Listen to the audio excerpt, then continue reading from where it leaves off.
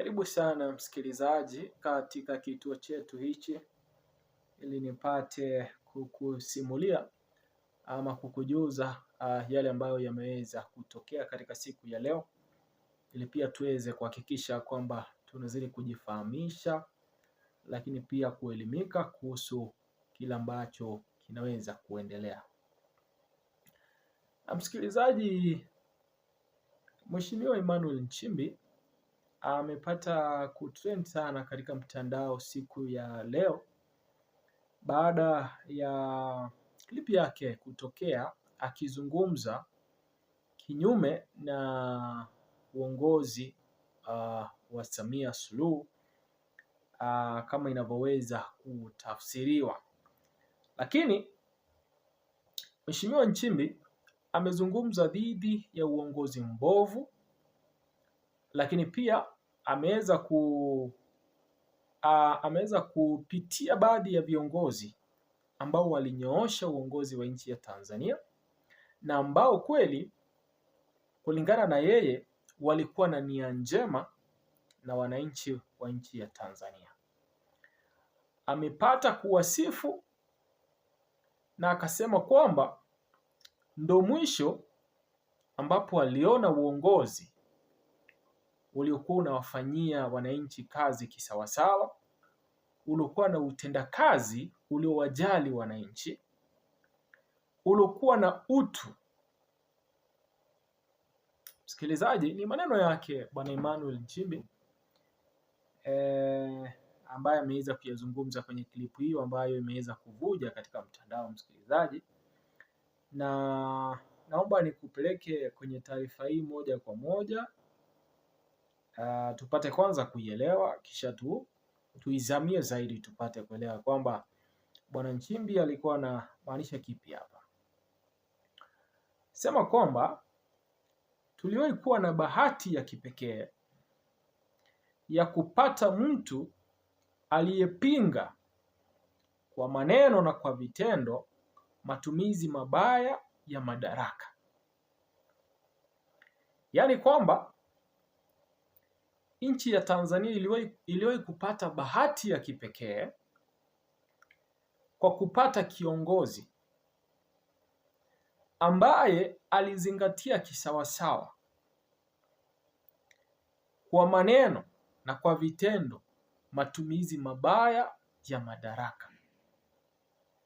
Alitamani nchi iongozwe na mtu mkweli, mtu mwadilifu, mtu anayependa nchi yake, mtu ambaye mali ya taifa itabaki kuwa mali ya taifa na yuko tayari kutumia nguvu na akili zake zote kutumikia nchi yake.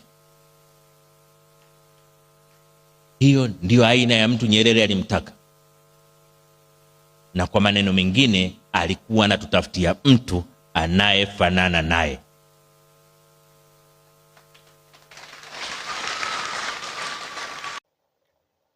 Yaani asingeweza kuyatumia vibaya madaraka ya uongozi wa nchi, aliweza kuyapewa.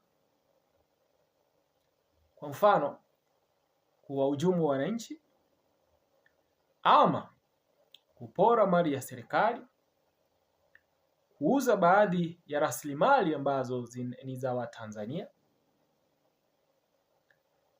lakini pia kufanya vitendo vya udanganyifu, swala ambalo ni kinyume na yale ambayo tunayashuhudia sasa hivi, na ndo chanzo ambacho kimesababisha Bwana Nchimbi kupata kuzungumza maneno haya kwa uchungu na kuweza kuhakikisha kwamba ujumbe huu umeweza kufika. Lakini pia ameweza kusema hivi: vitendo vya kuua maendeleo ya watu, vitendo vya kuuza maendeleo ya watu, kuuza usawa katika jamii au mawazo ya kinamna hiyo ni ya kijinga mno. Yaani kitendo tu cha kuuza maendeleo ya wananchi ama maendeleo ya watu kitendo cha kubinafsisha vitu ambavyo ni vya watu kuvifanya viwe vyako, ama kitendo cha kutaka kwamba wewe ufaidi sana kuliko watu ambao unawaongoza. Bwana Nchimbi amesema kwamba ni kitendo kinachoashiria ujinga, kwa sababu taifa linalostawi linahitaji kwamba kila mmoja katika wananchi,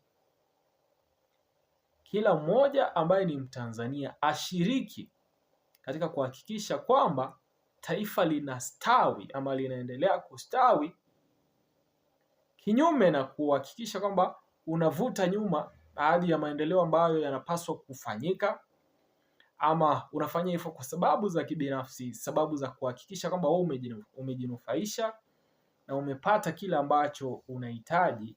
Kwa sababu hiyo hauendelei kujali, hayakuhusu yatakayoweza kutokea baadaye. Hauna haja, hauna uzalendo ule wa kitaifa kwamba unahitaji kulijenga taifa ama unahitaji kuiacha Tanzania bora zaidi ya ulivyoipata. Ameweza kutoa mfano akasema kwamba hayati Mzee Nyerere alitufunza haya kwa kuhakikisha kila mwananchi alipata elimu ya bure ili kustawisha usawa, kudumisha utu na uhuru wa binadamu. Msikilizaji, Mwalimu Nyerere alihakikisha kwamba kulikuwa na masomo ya bure, shule ya msingi, lakini shule ya sekondari pia. Ni vitu ambavyo ungeweza kuvimudu wakati wake, kipindi chake cha utawala. Matamanio yake yalikuwa kwamba ikiwezekana kila Mtanzania apate nafasi ya kujielimisha ama nafasi ya kupata elimu ili aweze kufaidi familia yake ama aweze kujinufaisha mwenyewe.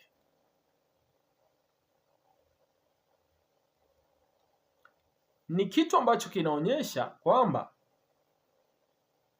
Rais Nyerere alitanguliza nyoyo za watu kabla ya vitendo ama kabla ya kuchukua hatua yoyote. Alifikiria kwanza, hichi ninachokifanya kinaleta ustawi ama kinalenga kuliangamiza taifa kwa kuangamiza wananchi ambao walimpatia nguvu au mamlaka ya kuongoza. Msikilizaji, na kukaribisha kwenye kituo hichi kwamba uendelee kutia subscription, kwa maana ya kuendelea kutufuatilia ili uendelee kupata taarifa zetu punde zinapotokea. Achia maoni yako kwenye comment section ili tuzidi kuwasiliana. Jina langu ni Presenter Guton.